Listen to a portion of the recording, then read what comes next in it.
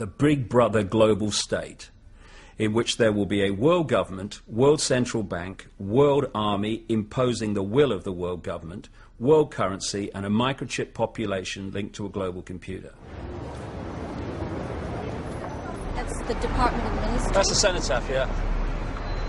If you stand there and read out the names of dead soldiers in Iraq, you get arrested under the Serious Organised Crime and Police Act in this free country.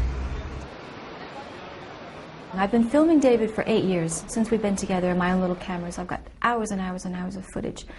But now it's become more professional. Before, I felt like I was just following David around and I wasn't really doing anything, although I was, but it wasn't enough. And now I've found my canvas. I can't sum up better what would change the world and bring this imposition to an end. That song by Donovan in the 60s, which went like this. He's 5'2" and he's 6'4". He fights with missiles and with spears.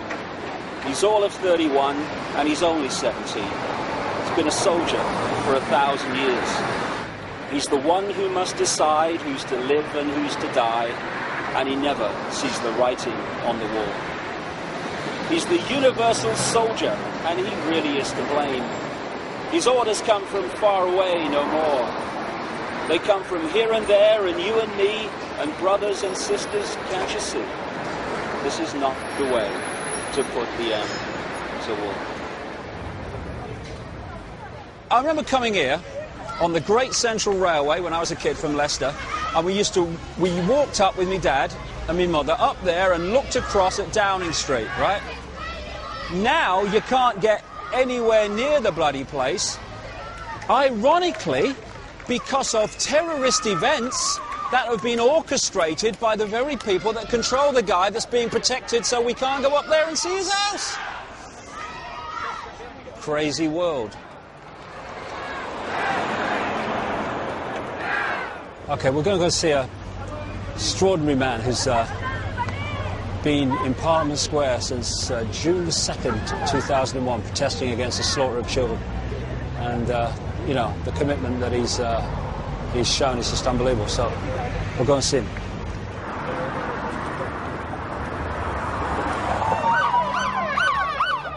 I brought that bucket last, mate. How you doing? There you go. I signed it for you. 78 police, 78 police. See how they run, see how they run. They come to us in the dead of night, give us all a terrible fright, deprive us of our human rights. 78 police. When are we going to stop killing our kids, eh?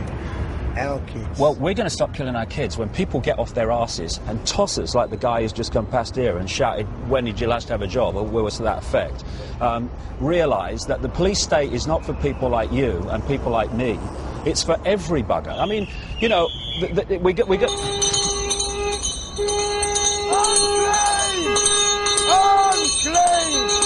Unclean!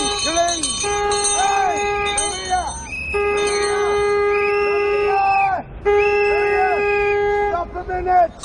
Unclean! Lepers of the world! USA! UK! Unclean! Why are you asking me if I have permission to film in a public place that my taxation pays for? David, it's all right. No, hold a second. Do you know something? There was a time when I thought I lived in a free country. Your children are going to have to live in the state you are policing into existence. And when it's too late, you'll go, oh my God, what were you doing, Daddy and Mummy, when the police state came into power? I was enforcing it, darling. Ask you to calm down, please. We've come over here. We're doing our job. Please, don't tell me what to do. You're not here to film us, are you? You're here to do whatever you're filming. Yeah, that one. If it's covered with CCTV cameras, what's the problem? Everyone's being watched, aren't they? I don't get. I'm not going to speak to you. No, I'm not going to speak to you because obviously you've got a bee in your bonnet about it, so I'll just leave it at that. I'm not going to get into it. It's a simple question. No, it's not an argument. It's a simple question. If CCTV cameras are everywhere, filming everyone here, what's the point of you coming down and saying what you're doing? You can see us, can't you? There's no answer in it. David, I've said So what We've got no answer. Maybe it's me, but that presses my button. It really does.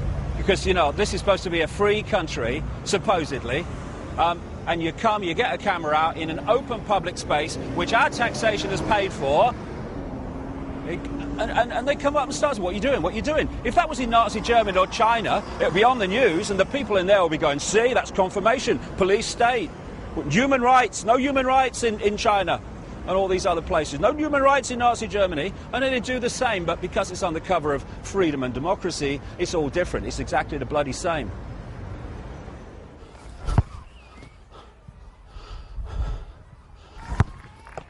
It's not even a creeping Orwellian state now, it is a galloping one, and really it's in the small things that you find how deeply into our daily, even in detail, into our daily lives this stuff has gone. Got to ask permission for this, got to ask permission for that, mustn't do that, all the time. I won't have it. Honestly, if people only just deep breath, take a step back, look at it again. The Orwellian state ain't coming, it's here, it's just a question of how deeply we go into it.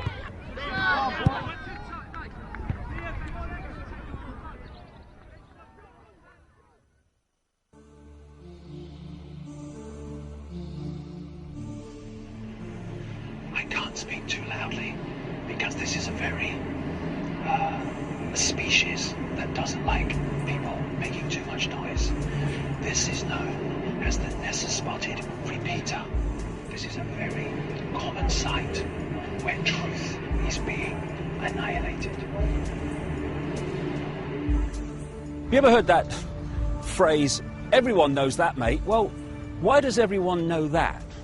Well, it's because this system is controlled by what I call repeaters. They're people in the situations of power and influence who just repeat what someone else tells them. A doctor is repeating what they were told at medical school and what the drug companies tell them. You've got teachers who repeat what they learned in their exams and what they learned at teacher training college, and they repeat that to the next generation.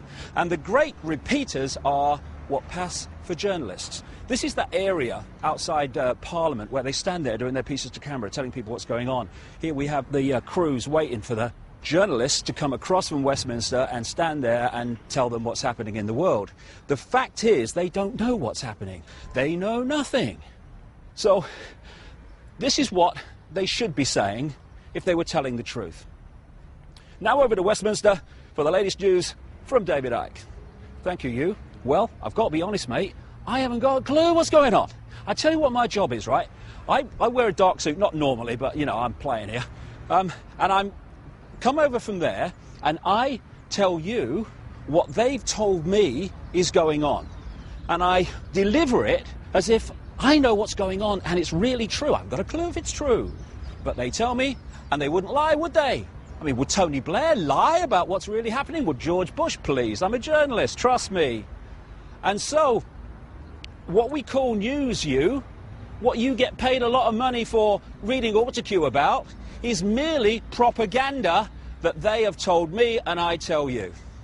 David Icke, BBC, ITN, CNN, CBS, Sky News, Westminster.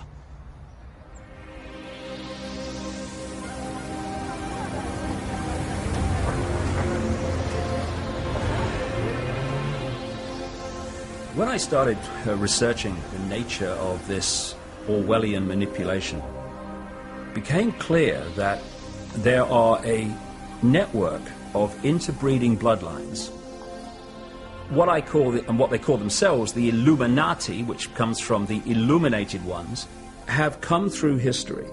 And as people began to reject overt, in-your-face dictatorship, they became the people who ran the system. You can